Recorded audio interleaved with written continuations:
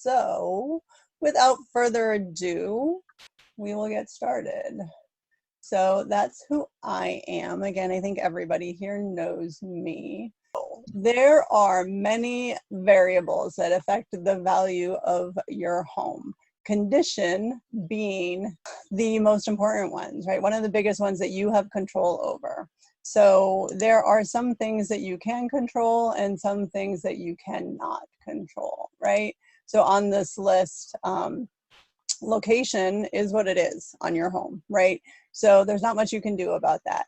Market and timing, also, you have some control over that.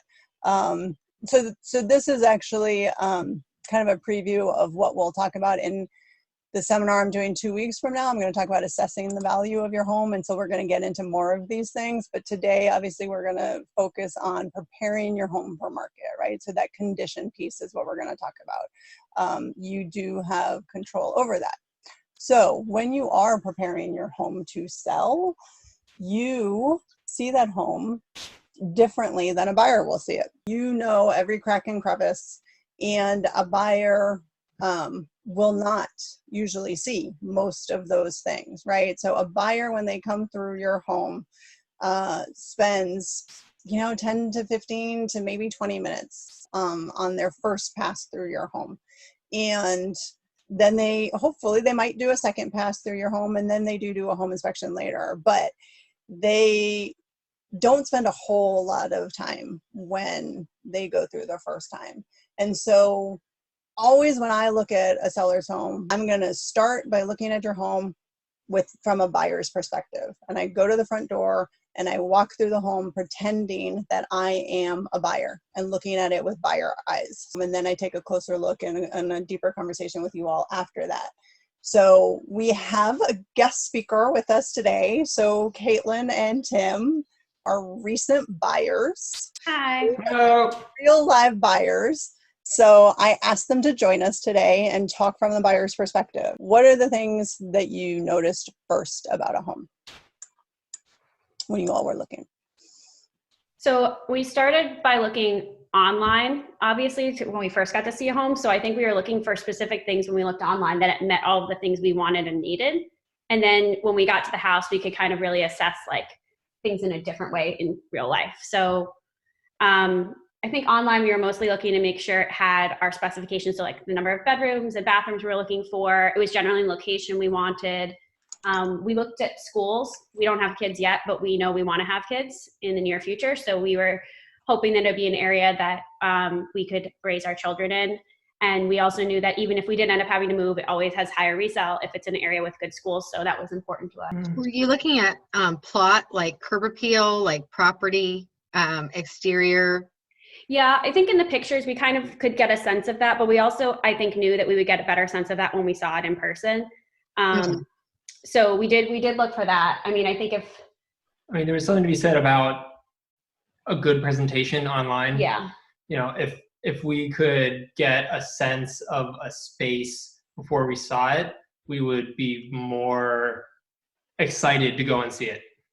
Versus like, oh, the pictures are kind of washed out and I can't really tell. So like maybe we'll go and see this. Like we'll put this lower down on our priority list if we can only see 3 houses in a day. Especially when you're looking at so many online all at the same time. And we were very specific about certain areas we were looking at, and then Kristen helped us refine that and kind of figure out what were the right areas for us. But we kind of had a sense going in where we were looking. And so, yeah, I think that it really stuck out when we saw pictures where it was like being sold by the seller themselves and not having help, because sometimes like it's harder to picture yourself, right? If like there's a room and it's filled with like a lot of stuff and you can't really get a sense of the space as much. Yeah. So I think the pictures definitely impacted things, but a lot of the times, even if we saw that and everything else was right, we would still wanted to have seen it, I think. Yeah. I will say when we got to a place physically, I always start from the outside just to see what the plot of land is like, how far is it from the front of the street, or the busy roads. Yeah, the busy roads, just kind of the feel. Does it feel inviting?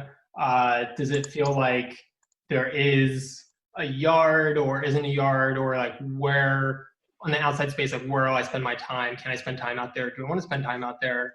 Can I improve it? Is it already improved enough? Is it like too much? There were some places that were absolutely too much. We also paid attention when we got in person to like the neighborhood, and especially if it was the one where we went to an open house, what were the people at the open house like? We could kind of, because a lot of the time the neighbors go to the open houses, so we got a sense of like what's the neighborhood like.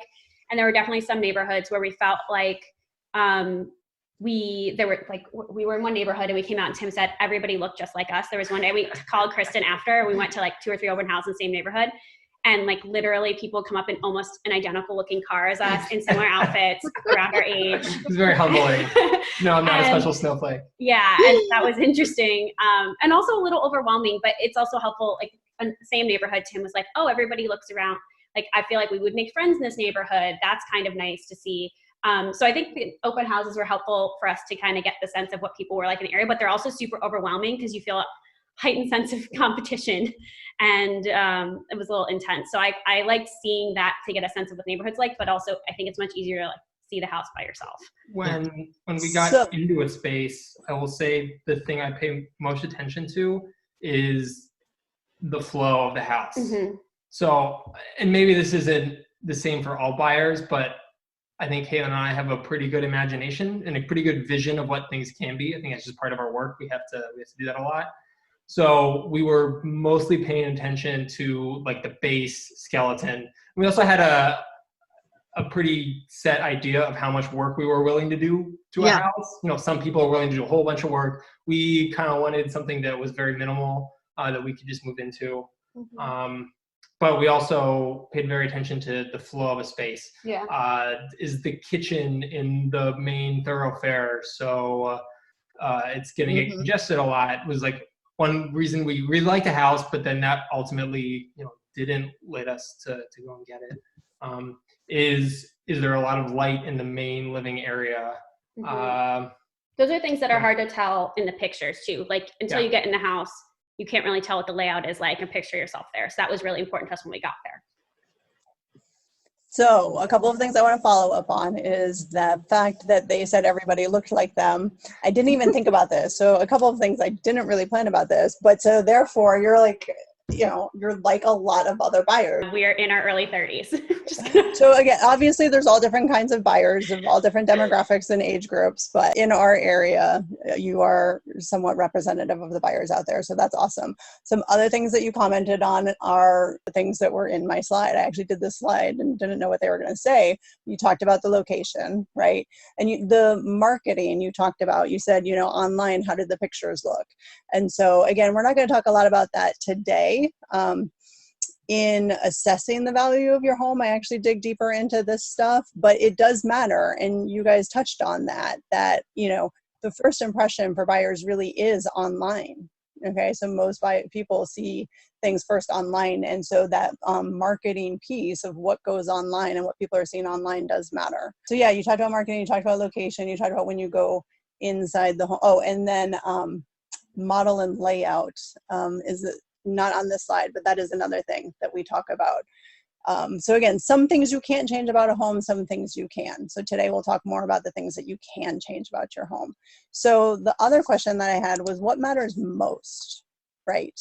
What mattered most to you? So we made a list. We're pretty decisive people. We tend to have in certain aspects of our life, we're pretty much on the same page. Designing the house is a different story. That's going to take a lot more negotiation, but we both kind of had a clear vision of what we wanted. So before we met with Kristen, we actually, I think it was kind of like between our first meeting and when we met her again, we sat down and made a list of the things that were important to us. So we knew the size of the house, like we knew how many bedrooms and bathrooms we wanted. So we had that on our list. We knew that we wanted one of the bathrooms at least to have a tub because we wanted ease for bathing children. We also have a small dog who's sitting on Tim's lap right now that we hose down often. So he gets thrown in the tub too.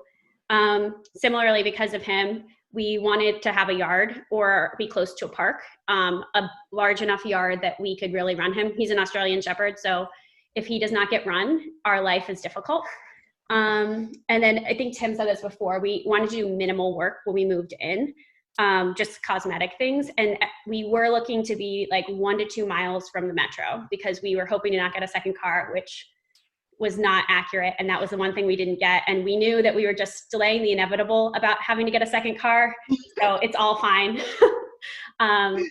So those were our like wants or the things that we felt we needed. And then we had a few things we wanted, which was a fireplace, lots of light, the yard if we didn't have a park, a double vanity in our bathroom, and not having a cramped kitchen, and that the kitchen had a gas hookup because Tim really likes to cook. So that was kind of our list. And we ended up in a house that has all of those things, except the location wasn't within 1 to 2 miles of metro. But our house, we're working from home now. Anyways. Yeah, it doesn't matter. And it has a bunch of other things we didn't even know we wanted. So it worked out really well for us. Yeah. Awesome. Do you all sellers out there or people thinking about selling, before I move on to my presentation, if you all have any questions for Caitlin and Tim? I've been in our house for 25 years. It's a 4-bedroom, 3-story, counting the basement, colonial, and kind of typical, I guess, for this area. And but the basement, when we got it, excuse me, had like a linoleum kind of tile floor, which I think years ago my first husband was living here. We did replace that just with another kind of tile, but it always had just like cheap paneling on the walls is what it came with when we bought it, and no insulation or anything. So I always wanted, we're in the process right now, my husband is doing this, to take down the cheap paneling. He's putting in insulation. We're going to put up drywall and paint it and make it look more like a regular room. And that's what I'm curious is that something that makes a difference when you're looking? Do you care? I mean, it's be one less thing you would have to do, and believe me, it's a lot of work. So is that something you looked at, you cared about, was a finished basement, or not so much?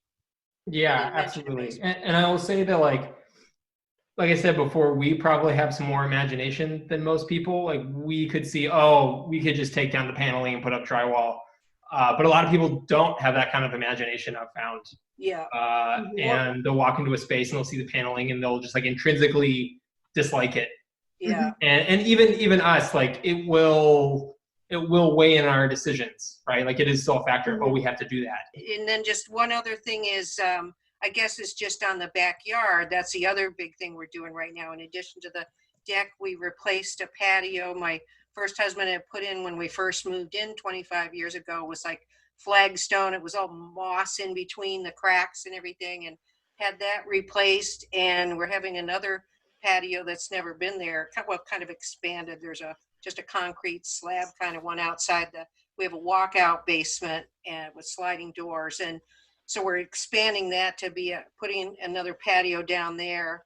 And then there's steps going up, connecting to the upper level patio and all that kind of stuff. So that sounds lovely. And we have a screened in porch on our back, which that's one of the things that really sold the house really for us. I guess that was another question, is like, how much do you care about the backyard looking nice? I might want Kathy's house next year.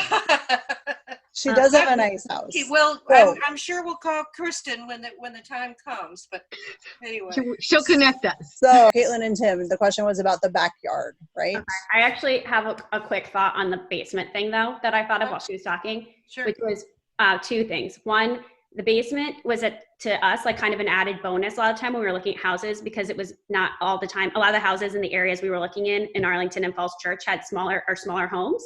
And so the basements weren't always included in the square footage. So it kind of like the house felt bigger, and having this finished basement is really helpful. Our house has a bedroom in the basement. And that was something we liked in a lot of houses we looked at, because it meant that it was a place that our family, like our parents, could come and stay and have kind of their own space when they came. So when you said you have the door, a walkout basement, the idea of being able to have, ours doesn't have a walkout basement, but we have like a bedroom and bathroom down there. And that will be probably where our parents would stay if they came to visit. And we liked that a lot, to have it's kind of like an in-law suite, but not really.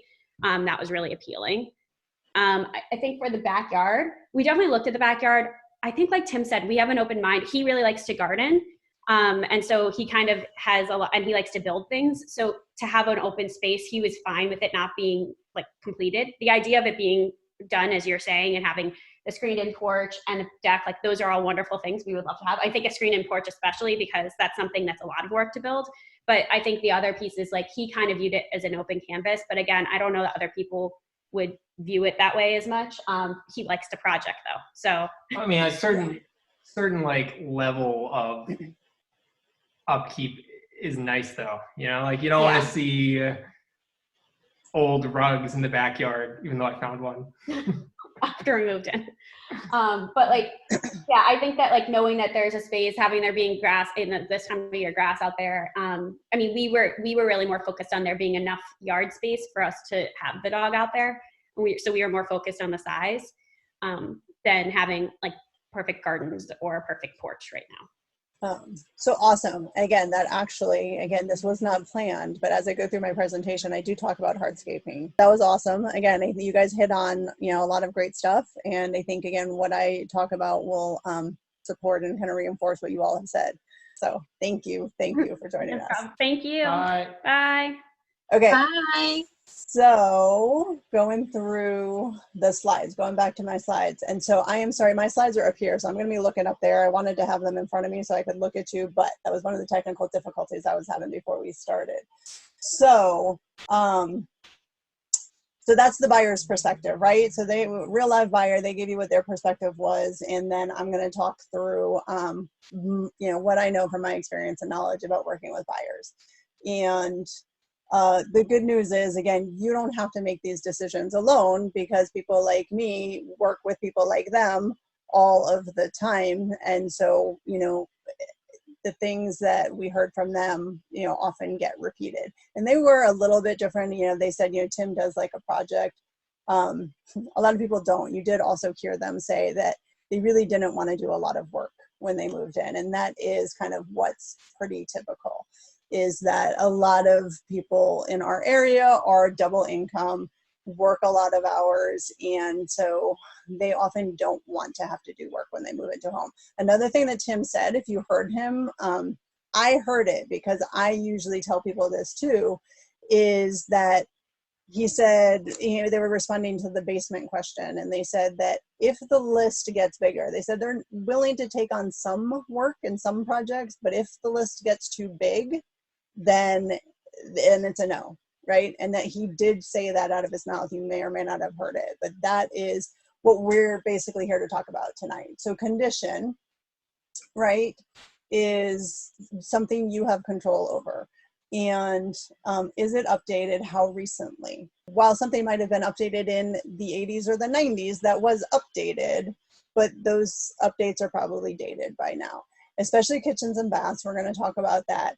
Delayed maintenance sometimes matters, and that relates to the age of the home systems. And then curb appeal, we're going to talk about as well. So these are kind of the key condition questions that you want to think about when you're getting ready for the market. So we have some pictures of some case studies here. Oftentimes similar homes sell for different prices. So we talked about location matters, right? And market timing matters. So those things sometimes affect the price. But in this case, these two homes were in the same neighborhood, sold around the same time frame, and they were the same model, okay? And they sold for very different prices. So there was a $40,500 difference. Again, this one listed in August 10th, and this one listed a little bit later in September. There are several differences that I'm going to show you in the pictures that are coming up. So I would say curb appeal is one of the things that you're seeing the difference in here, okay? And then delayed maintenance is another thing. This was an original owner in this home. And when the original owner passed, I worked with the children to sell the home. So we did do some updates to get ready for the market. And this one, again, lots of great curb appeal on this home, right? I mean, that picture, I just love looking at this picture. They were meticulous about their landscaping, although admittedly these trees could have been cut back a little bit, but these bushes and the edges and the yard, and you got a cute little chair here and a potted plant. I mean, it was just, and their driveway was meticulous. I mean, everything about this curb appeal was fantastic. And so the first impression, right, curb appeal is the first impression of, well, we talked about online is usually your first impression, and then your first in-person impression is going to be curb appeal. And often that first picture online is the outside. So Some things that you want to ask yourself about your curb appeal when you're considering your home is, does it look dated? And does it look well maintained? Because again, people are going to judge your home quickly, just like they judge people quickly. So in the first 5 minutes or so, they're judging whether this is a well-maintained home or not. So if your outside does not look well-maintained, even though your inside might be, they're getting mixed messages perhaps if the outside is not well-maintained, even though the inside is. So you do want to think about your outside for sure. Some ways to improve your curb appeal, there's some simple things you can do. Painting the front door. You can put in a new front door, or you could just paint the front door, okay?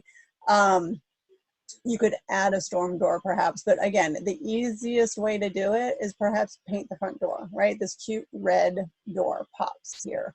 Light fixtures is another good one, okay? Again, if your home was built in the 50s, 60s, or 70s, you probably have old light fixtures on there. And that's a cheap, easy way to update a home, right? Go to Home Depot and get some more modern, current day light fixtures. So the paint on the outside, so that again, especially around the front door, the things that they're going to see right away, you want to make sure that the trim, that there's not chipping paint and things like that, or if there's railings, you don't want those re-chipping or rusting. And then the landscaping, of course. Keeping things edged and mulched right before you go on the market is a great thing. Kitchens matter, okay? So on the inside, these are inside shots of those two homes, okay? So same model as I told you before. So this one was very nicely updated. And at a glance, it might be hard to see, but the one on the right, the backsplash, has this border here that's got like fruit and flowers on it. So while it might be neutral, that border is not something that anyone would do these days. This was a laminate countertop, and the floor, we did actually end up putting this floor in, an affordable update that we put in, but it still was a vinyl tile.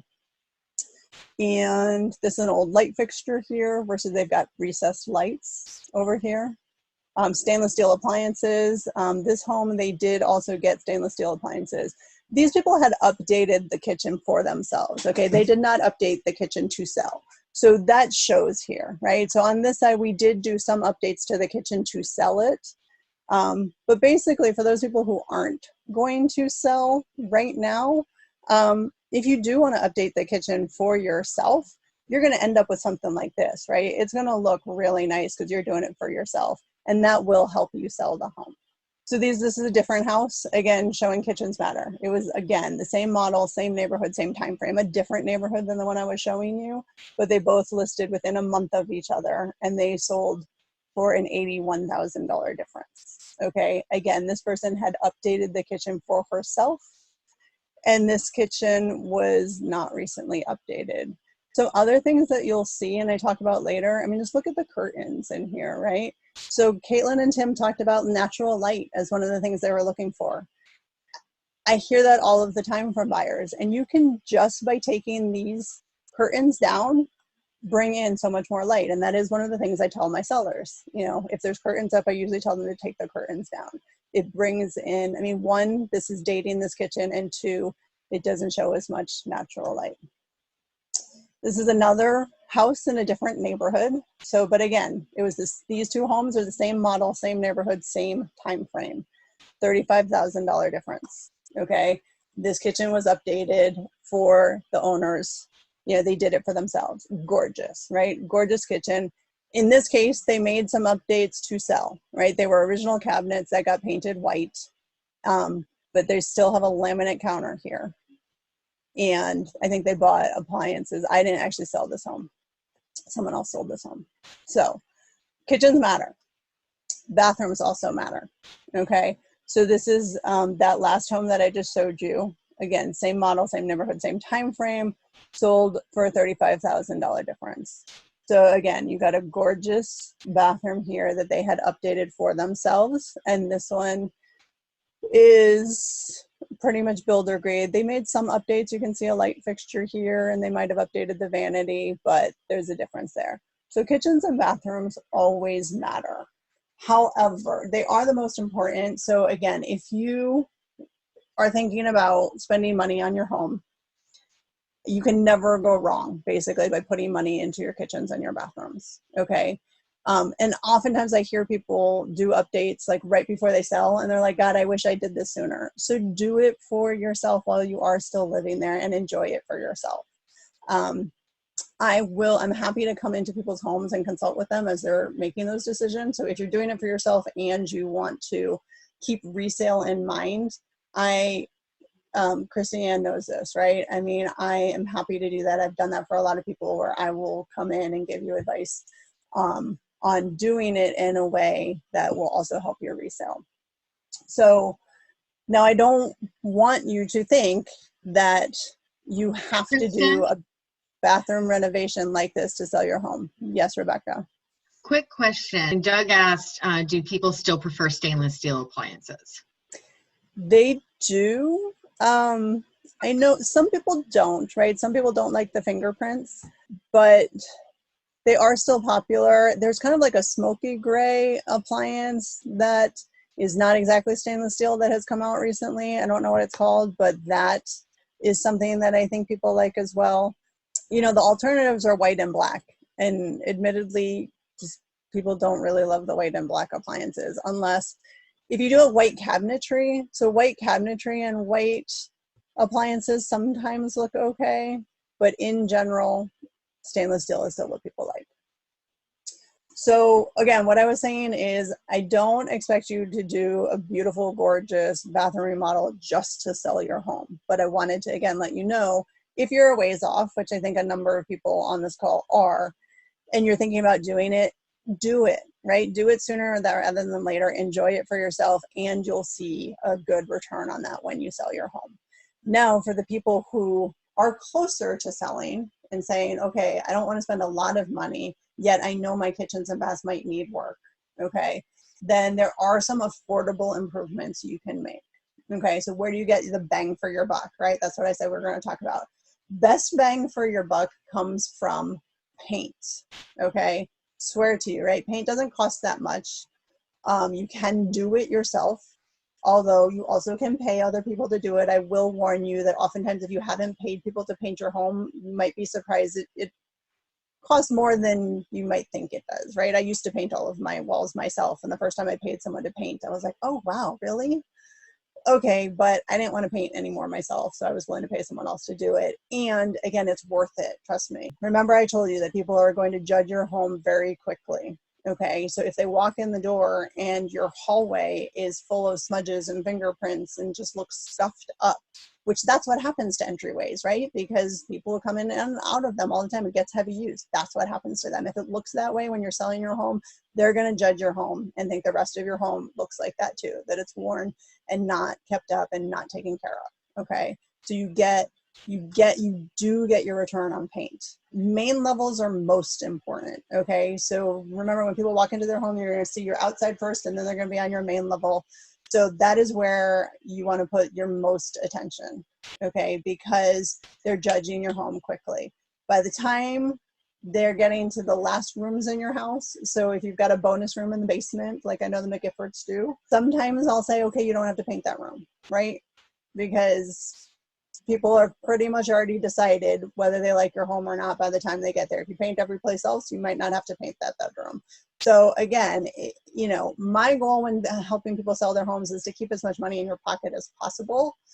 So if the money is tight, I can help you make decisions about where to put it and where you don't have to put it. Carpet is another really affordable update that you can do. Now, people do prefer hardwood, but again, that costs a lot of money to put in. So generally, I'm not telling people to put in hardwood floors. If you do have carpet and it's worn, again, that is not what people want to see, bottom line. If you have carpet and it's worn, you should replace it. It's very affordable to do so. I work with someone who does a great job on carpet for a really affordable price. It is worth the investment to replace carpet. And then another place that is, you know, another thing that's really affordable to do that has a big impact are fixtures.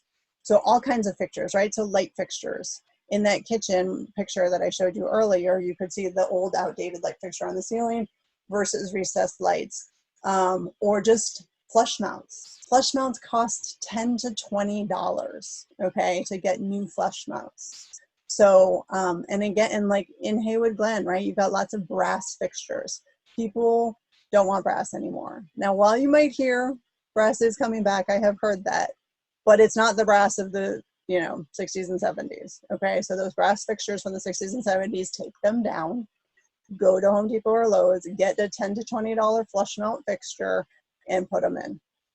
Again, you can probably do it yourself, or again, it's not going to cost much to have someone put them in. Other fixtures that you can replace include handles, door handles. So again, those brass door handles, take them off and put on chrome, brushed nickel, or satin door handles.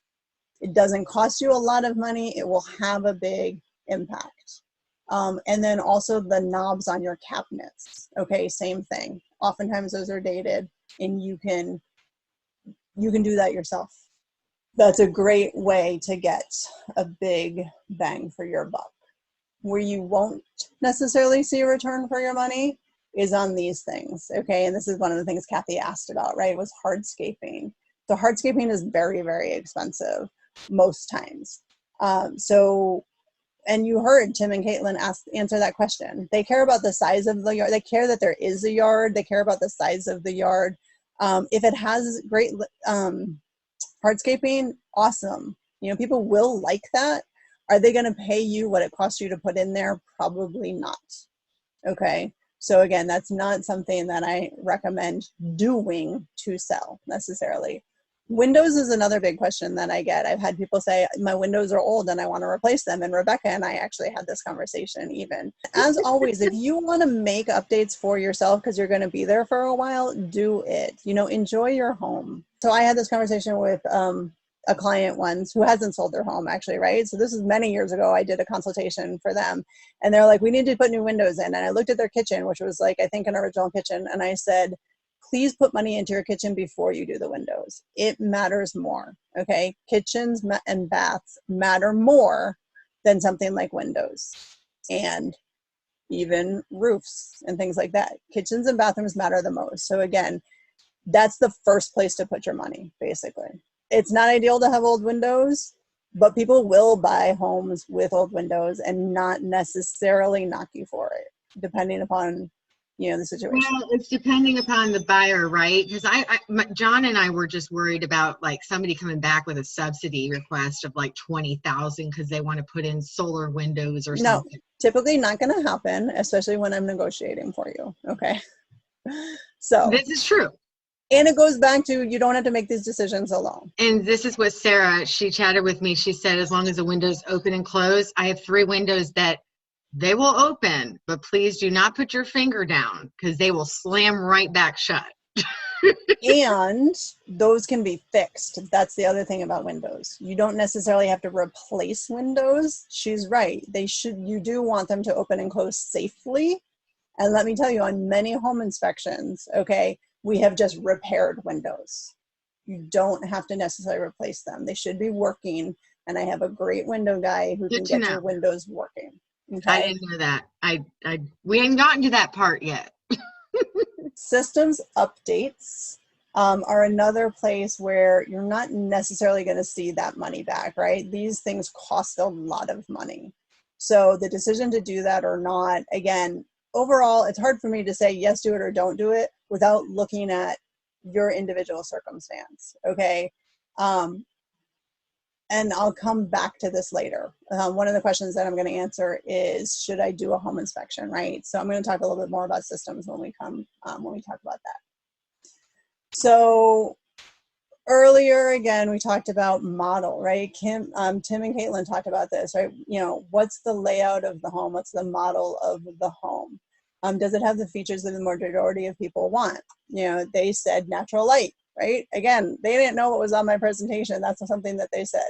Hardwood floors, open layout. So these are things that people are looking for too. Again, you may not be able to make these changes to your home, and that's okay, right? But I just want you to know that these are the things that are often most popular to people. And so again, if you can't make these changes, well, then maybe we do the windows, right? So, you know, that's why, like I said, you have to look at the individual circumstance of your home. But this picture is a good one because, again, you can see it's got a nice open layout. It's got great natural light in here. It's got this thing, though, right? Like, why is that thing there? Can you guys see what I'm looking at? My annotate thing went away. So that this thing here, right? That thing could come down, right? There's not really a reason that I think that thing needs to be there. And so, again, you could leave it up, but you could also take it down. I mean, this was a beautiful home, and so I didn't tell her to do it. She didn't need to do it in this case, but just as an example, there can maybe be some things that you can do to improve, perhaps, the layout. The natural light thing, again, the easiest way to improve your natural light is to take down valances. Do not have valances in your home. It just blocks the light. While you may love them, and again, you don't have to obviously do that now while you're living there, but when you get ready to sell, take them down. So, well, why am I not? My slideshow. There we go. Okay.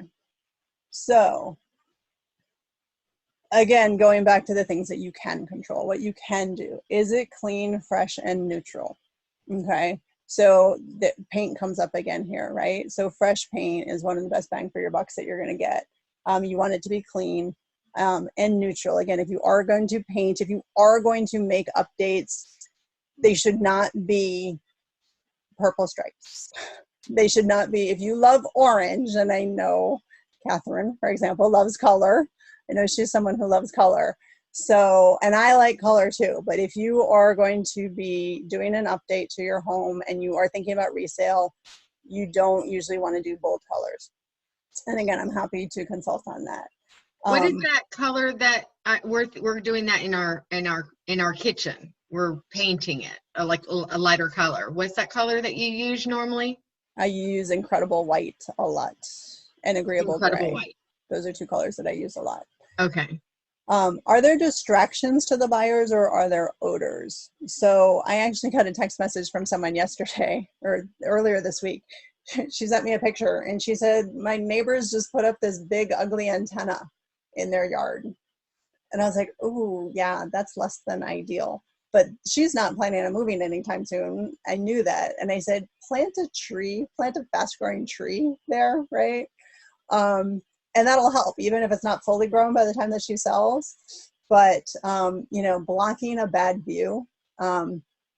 There is a circumstance, I can't remember now, but yeah, I mean, there have been some circumstances where the recommendation was plant some fast-growing trees or something to block a view. Odors are a big deal, I will tell you that. So pet odors are something that buyers are not going to like. It will turn people off. And so, because they can be really hard to get rid of. I think everyone knows that. And so if you know that this is an issue in your home, deal with it sooner rather than later. Okay. Because personally, I'll tell you, when I go through a home and there's an odor, I've had this happen to me a couple of times where I'm like, I'm not sure if that's going to be gone by the time I sell the home. And it's hard for me to price a home, honestly, when I don't know if the smell is going to be gone or not. Because if that smell is going to be there when the home is on the market, it is going to affect the price of the home. Okay, so if you can deal with it sooner rather than later and get rid of the smell before I come through, that's most ideal. And if you need advice for, you know, getting rid of it, call me and I can help, you know. But yeah, depending upon the situation, but deal with it sooner rather than later. There was one that I sold recently. I can't remember now which one it was. But I said to one of my teammates, it was Rebecca, I think, I can't remember which home it was, but I said, there's a smell there and I'm not sure if it's going to be gone. Oh, I know what it was, but I won't say whose it was. So I said, I'm not sure, right? You know, if that smell is going to be gone. And thankfully, after they moved out and everything was painted, the smell was gone, which was great news. But it's too late for me to know. You know, I've got to price the home before that. So best to deal with it sooner than later. How does it make people feel? Can buyers picture themselves there? So I think Tim and Caitlin talked about that, touched on that as well.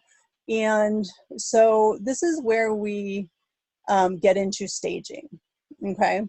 And this was the McGiffords question. They asked about staging. So staging is important. And again, not something that, you don't really have to do this until right before you sell. But if you know this, you can start to kind of get ready, okay? So I'm going to show you some before and after pictures, and then I'll talk to you about the process of staging.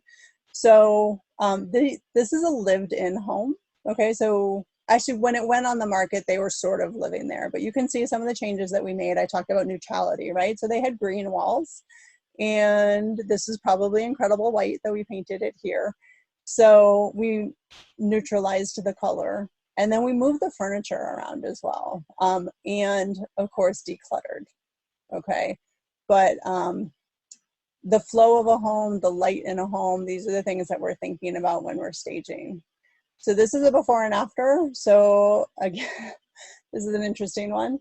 And so this was basically being used as a storage room, and they had a single bed in there. So this is a basement room, which Tim and Caitlin said that they liked, right? And this is a basement room with a sink in the room itself. It was a flaw of the home, let me tell you. But this home had a beautiful kitchen and a beautiful bathroom, and sold very quickly above asking price, even with a sink in the room downstairs. So we took away the single bed in this case and put in a full bed because, again, how does it make people feel? We don't want it to feel like a dorm room, right? That one on the left feels like a dorm room. We want it to feel like a guest room. And so that's how we made it feel. And of course, in the picture, we did not show that sink. That sink is still in that room. We just didn't show it in that picture. Again, on the left, we had some green walls. We got rid of the green walls and probably went Incredible White. That's one of our most popular colors. And taking out furniture is another thing. So again, if you're thinking ahead, less is more in general when you are selling a home. Okay, so big bulky furniture makes a space feel smaller and tighter, right? People want to feel the space. They want to feel it, and they want to feel like the space is big enough for them and to grow into. So oftentimes we are taking furniture and things away. So divesting yourself of stuff sooner rather than later is going to be helpful. This is a before picture of one of the homes that I sold very quickly above asking price after we got it ready for market. So it was very well lived in, right? They had a little one, and they did end up moving out before we sold, but it's just a good example. I mean, obviously you don't want to sell a home like this. So decluttering and depersonalizing is the first step for everyone. Okay, that is the start of staging. So start now, again, right? The sooner the better, especially if you've lived there for 25, 35 years, right? And I always tell people, when you start, actually start inside your closets and inside your storage spaces. Get rid of the things you don't want or don't need, okay? Because there will be some things that you want and need that I'm going to need you to put away, okay, inside your closets and storage spaces. So we need to make some room in order for things that you do want and need. So that's where you start, okay? And then another thing that I tell people is if it's smaller than a football, it generally goes away, okay? That's part of the decluttering process, okay? So again, you don't have to get your home staged now if you're selling later, but you might want to start getting rid of your knickknacks, right? Again, if you're thinking ahead, anything smaller than a football is going to need to be put away. All personal and religious items also want to be put away, because it goes back to, how do people feel? They want to feel like this is a home where they can move into, that they can make their own. If you have your personal stuff out, it's going to feel less like that, okay? So all family photos, all personal stuff, your diploma and your plaques of places that, my plaque that's up on the wall there, like, these things would go away, okay? I on a number of occasions have had to poke buyers and say, stop looking at the things on the walls, right? Stop looking at their awards and look at the house. Okay, this is a distraction for people when they're looking at a home. Religious items also can turn people off, right? If they're of a different religion. So put those things away as well. The goal overall of staging is for it to look like no one lives there. Easier to do if you move out. So we do want it staged. We want it staged, but we want it to look like no one lives there. And believe it or not, it is possible. I have sold many people's homes, even with children living in the home. And buyers have come through and looked at me and said, people don't live here, do they? And they do. But again, that it's kind of tough, and that means that you're putting away your toothbrushes and your shampoos and your dirty dishes and things like that. So that's why I said you need space in your cabinets and in your closets to put those things away when you're selling your home. The giver asked about staging. Is it important, and what does it cost? It is important, and I am a certified home staging expert. It is a service that I provide to my clients. So staging is included with Homes by Mason services. I have a budget. So we can work with a lived-in home, and we can also work with a vacant home as well. So we will rent furniture for a vacant home. We do not get enough to fill a home, but we fill the key spaces, again, starting with that main level. And we can cover usually the first month of rental, which usually is enough time to get the home sold. If it goes beyond a month, then the owners can choose to continue to pay for the rental of the staged furniture or not. So, should I have a home inspection? So that's another question that people often ask. Typically, I don't advise home inspections, and the reason why is because it's not fail-safe. Different home inspectors will find different things, okay, for sure. I've had this happen. And different buyers will care about different things. So even if a home inspector finds the same thing, you just don't always know what people care about. So if you do a home inspection and you see a list of things that the home inspector says, you might say, oh my God, I need to fix this. And a buyer might not care about that thing. So that's why, I mean, in general, I don't advise doing home inspections. You can, it's not a bad idea, especially if you have lived in the home for a really, really long time and have not had it inspected. There might be things there that you're not aware of that, you know, if we find out sooner rather than later, it's better. So the things that do matter that would come up in a home inspection include leaks and or water damage. Okay, that is a big deal. So if you have anything leaking, a roof leaking, a plumbing leak, water coming into your basement, any of those things are big deals. So start to pay close attention to those things. Every once in a while, check underneath your sinks to see if you see any evidence of leakage, because small leaks can become bigger problems, right? Leaks can cause mold. If you have mold, that's a big problem. Okay, so you definitely want to pay attention to anything leaking. And again, this is something you can try to do for yourself. A home inspector would find this for you, but as a homeowner, you can try to find these things for yourself. Structural issues matter, okay? If you see, and again, these are the things that you may not know what to look for. So my last bullet here is, it says a realtor walkthrough. Could be a first pass at this, right? Because we see homes all the time and we do home inspections all the time. Our eyes are trained to look for these type of things. Now, I am not a home inspector. I do not always catch everything, okay? So it is not a guarantee for sure, that I will catch everything. But I will tell you, a house that I sold earlier this year, I walked through and I said, that crack on that wall is concerning to me. You should have it looked at. And $60,000 later, there were serious structural issues there, okay, that she found out about before going on the market. She signed a contract for $60,000 of work before I had an input on that, though. Had she talked to me, I think I could have saved her some money. I think she did more work than she needed to. But the fact of the matter was that I did see a crack that she knew was there and didn't know was a big deal. And it was a big deal.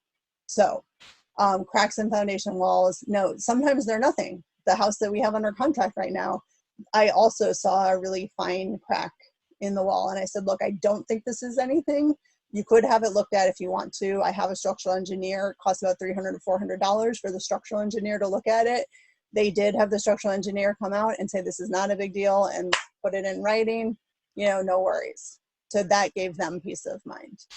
And again, that's a structural inspection is different than a general home inspection. So, but if there are any structural issues, better to find that out sooner than later. Major systems do matter. So I talked about it earlier. They matter, yet they cost a lot of money. Roofs cost a lot of money, HVACs cost a lot of money. So again, the decision to whether or not to do those things is going to come within the context of what's the whole picture of your home, right? So again, I can't just easily say replace your roof or replace your HVAC unless I'm looking at the whole picture. What I can say, what is always good advice is go ahead and get your HVAC serviced, right? If you haven't had that done, absolutely have that done right now, right away. If you haven't had it done, get a technician, because that is one of the most expensive pieces of equipment in your house. And then they'll give you an idea of the condition of it. And, oftentimes you can just do some work to it to get it in good condition. And even if you put your home on the market with a very old HVAC, and we've done that many times, including this year, we can say it's been serviced recently and it's still working and functioning properly. So they're not going to ask you for $15,000 when you have a functioning HVAC system. And, oh, by the way, you can also offer a home warranty for the cost of $500 that says, hey, buyer, if the HVAC breaks in the first year, this home warranty will cover repair or replacement of it. So no, I'm not going to spend $10,000 to $15,000 to replace the HVAC. Instead, I'm going to have it serviced, and I'm going to put a $500 home warranty on it. Okay, so that's my answer about home inspections. And I think that basically gets you ready. Those are the preparation steps to think about getting the condition of the home ready. Now you're ready and you want to know the value of your home, right? So as I talked about in the beginning, there are a lot of factors that go into what's the actual, the value of your home. I can give you an estimate of that, but ultimately it's actually the market that determines the final sales price of a home. And there are a lot of factors that go into that, as we touched on in the beginning. Timing, okay, this is a glimpse of how the market trends. Okay, prices go up and prices go down depending upon the time of year. These are glimpses of what I will talk about in my next seminar 2 weeks from now, that is assessing your home's value. Your listing or asking price is different than your sales price, and there are several things that happen between listing a home and your final sales price that may affect that final sales price. So again, we'll talk more about those things when we talk about assessing the value of your home.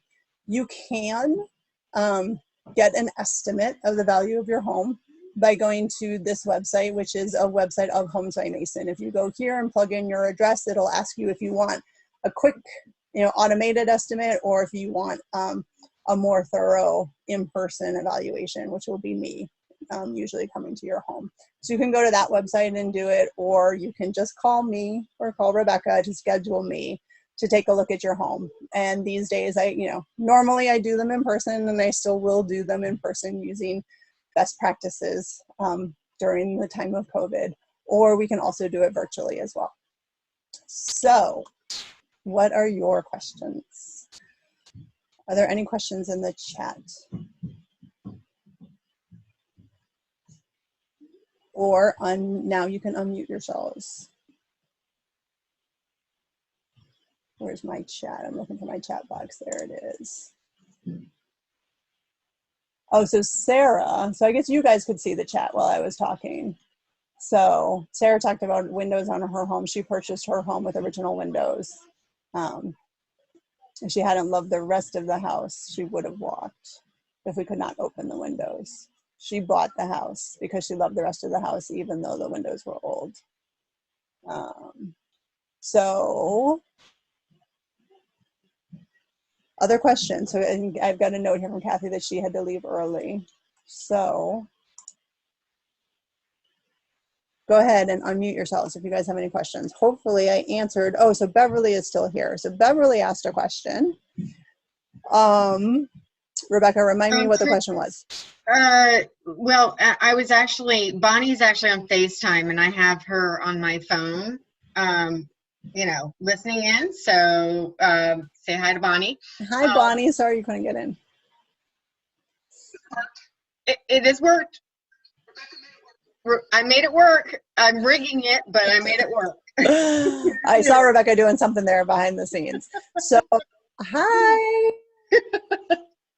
So, I was actually talking to Judy because we were talking about the windows and we were talking about my windows still and the value system. What's your value system? How long do you plan to be here? I've been in the house for 15 years, but I really, really do want new windows. But I did actually have somebody in an insulation business tell me that my windows were not causing my house to be really, really hot. It was because we had hardly any insulation in the attics.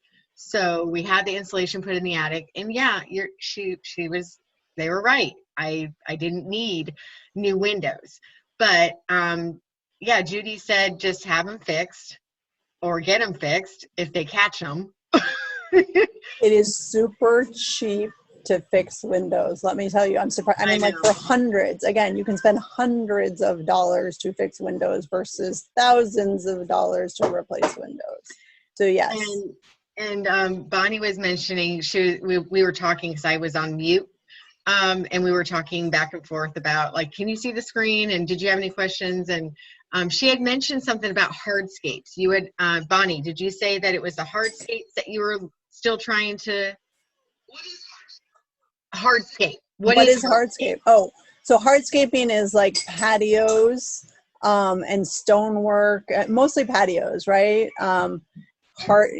It's walkways, things like that. So like in my house on Kelly Court, I have a beautiful brick walkway, which actually is it was actually one of the things that made me fall in love with my home, to be honest with you. Mm-hmm. But it was there, again, that's not if it's there, it's awesome. I said that, right? If you've got beautiful hardscaping, it does help sell the home. That's true. But it costs a lot of money to do that stuff. So it's not the type of thing that I'm typically advising people to do because you don't see a return on that investment. That is what I'm always thinking about. Where can you get the best return for your money if you're making improvements? So hardscaping is just, it's expensive. Okay, she's mentioning something. Kristen, hear me when I talk? Kristen, can you hear her when she talks? I can't hear what she's saying, no. Okay. That's okay. I'll ask her specifically. There's something we think we should do, but I'll ask her specifically. I'll call her. Okay. I can hear you now. Oh. But yeah. I can hear you now. Along the Burley side of the house? No, I can't. Sorry. I can't. Other questions? I can't hear her. Yeah, she said she'd ask me individually. Okay. I heard that part. Yeah. She'll give you a call. Well, and I will note on the hardscape and everything, I was thinking about doing pavers in my backyard. All these things that you're mentioning. And so it's funny. Okay, this is funny. I'm not going to do them now. Right. And so she's a typical person that I often run into. There are sometimes people who are like, oh, I was going to do this. And I was going to do that. And I'm like, yeah, sure. Those are great ideas. But if you're selling your home, back patio that's supposed to be like a brick patio, it's cinder blocks. So I bought this Amazon for $50, put this green tarp grass over the top. Can't even see it anymore. So again, you don't have to spend a lot of money on improvements to sell your home. Now, going back to kitchens and baths, right? If you're a ways away, go ahead and spend the money. Do things nice for yourself to enjoy before you sell your home, and spend it first, not on hardscaping or windows, but on kitchens and baths. Okay.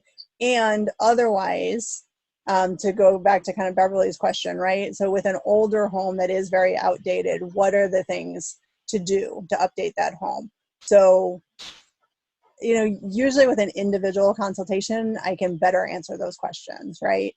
Mm-hmm.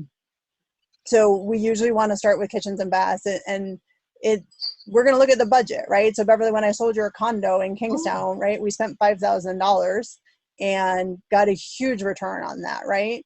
Usually, so $5,000 can often go a long way for a condo or a townhome. But in a single family home, you know, especially if it's a large single family home, if it hasn't been updated in a long time, there's a lot more money. So that slide in the beginning that I started with, where there were, you know, the one with really nice curb appeal and the one that had been the original owner, they spent upwards of $30,000 on the one on the right to update that home, and still sold it for what, like $30,000 less than the other one, because, you know, it just hadn't been updated in a long time and they didn't have a bottomless budget. But had we not done what we did to it, it would have sold for a lot less. So bottom line, there are affordable things you can do. Oh, Kristen. And so we usually want to start with the affordable things. So like I said, fixtures, paint, carpet, those are, you know, I've got affordable one more, things to do. Kristen, because Kofi's throwing us for a loop here. Does making your home smart have any impact on sales value? That's a good question, Kofi. Kofi would ask that question. He's a tech guy. So I haven't seen that yet. Now, as we move forward in time and as more millennials are buying, there may be more of that they're expecting. But currently, that is the type of thing that people will do after they move in. It's not typically something that I see. And like what I see the most of is the Nest thermostat, right? And so if it has a Nest thermostat, I comment on it for sure. I highlight that as a feature of the home. And people are like, oh yeah, that's nice, it's cool. But again, I don't think at this point people are really paying more for that stuff. Mm-hmm. So you can keep that money in your pocket. Yeah. Caitlin had mentioned that she thought it was kind of neat when she saw it in the homes, but it wasn't something that they were looking for. And I would be like the same way. Oh, they have a Nest. Oh, now I have to learn how to do something new again. But I'd still be kind of like, oh, okay, I don't have that at my other house, you know? All right. Oh, Caitlin is still here. I thought she was gone. Where is she? Oh, there she is. She's just turned the video off. All right. So if there are no other questions, I will wrap up. So as a reminder, so I was referring to, I'm doing a seminar in 2 weeks myself. Jennifer, is she here? Jennifer Pappenfluss, who is our awesome buyer specialist. She's not here. Again, she's got young kids, so she's probably, her husband was working today. So she is not with us right now, but next Thursday, she is going to be doing a seminar on preparing to buy a home now. So next Thursday at 7 p.m., she'll talk about what's happening in the market right now. She'll review market statistics again. We had talked about that, you know, a few weeks ago. She'll give updated statistics next week and the steps to buying a home anytime. And then again, adaptations for how to buy a home now. Market is still moving. I know a lot of you were with us last week. The market is still moving, and we are actually seeing more movement and improvement in market activity. Is the good to see overview of what's going on. So that is next Thursday, and then the following Thursday, May 21st at 7 p.m., I will be doing another seminar on assessing the value of your home. So I'll talk, you know, a little bit about what we talked about today, but then go into some of those other factors that we didn't talk about more so in that one. Okay, this was really neat. And Caitlin is actually on the phone. I wanted to share one more thing with you guys, because this kind of stuff happens. It happened when I moved in 15 years ago. She said, our garage door opener has a connection with Amazon, and we didn't know about it until we moved in. And we were so excited to use it because it means Amazon deliveries can be dropped off in her garage when she's not home instead of left on the front stoop. Is that not so neat? That is pretty cool. Pretty cool. So that is neat. But again, that's not something that I can really bump your price up for. So you can get me to be a more motivated buyer. It's a feature I can highlight. You know, and it's funny because they talked in the beginning, they talked about the neighbors being there and looking at the neighbors and finding out, you know, what the neighbors like. And again, those people who have seen me sell lots of homes have seen that I do a neighbor's notebook. And so I get the neighbors to talk about the neighborhood, and I leave it on a binder inside the listing. So that way I bring that to the buyers as well. So again, that's an example of marketing that can, marketing does matter and affect the final sales price, which is, again, what we'll talk about in terms of assessing the value of your home. So I'm going to wrap up for tonight. Again, last call, last chance for any questions. Thank you for the thumbs up, Doug. Appreciate that. Hopefully I answered most of your questions. Thank you, Christiane. Beverly, I know you have some questions about your mom's home. Thank you, Judy. So again, I think the best way to answer your questions would be probably an individual consultation, and we can do that virtually or in person. Let me put myself. So I will follow up probably one-on-one with you to make sure that I address your questions specifically. And otherwise, I think I hopefully hit on most of the questions that people had. So thank you for joining me, and we will see you around, maybe at the next one. Or, next Wednesday, we don't have the slide up here. Next Wednesday, we're doing Wind Down Wednesday. It's a virtual happy hour. So we don't have that slide, but that's 7 p.m. So we're going to play virtual Pictionary, actually. So I'm going to be here with a beer. You can be there with, whatever you want to drink, water or wine, whatever you want. And that's just going to be to take a break from everything and have some fun and wind down. So that's next Wednesday at 7. And then Thursday we'll do the preparing to buy a home now. So awesome. Yes, please join us for that. It should be fun. We had a lot of fun at our last virtual happy hour. My cheeks and my neck hurt so much from laughing. It was awesome. So we will send you that information as well. And it is a different link for that. Yes. So thanks for joining, and we look forward to seeing you all soon. Thanks so much for being on, everybody. We had a great time. Why now Wednesday?